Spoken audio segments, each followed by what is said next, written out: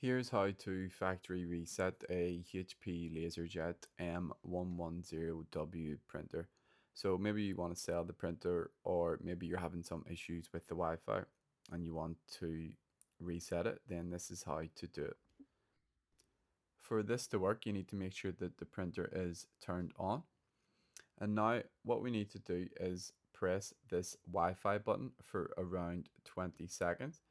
So go ahead and hold it in. Then what's going to happen is the power button is going to flash.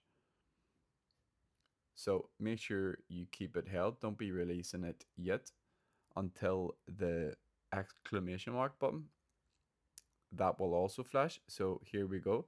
You can now release it and the printer is going to reset itself. So it will turn off and then it will turn on again.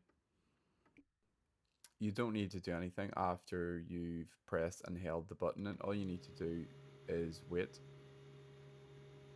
It can take up to 2 minutes, and after that the printer will be completely reset.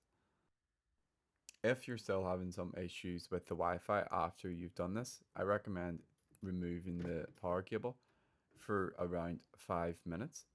Once the 5 minutes is up, put it back in, and then hopefully your issues are resolved. So if you found this video useful, please like and subscribe.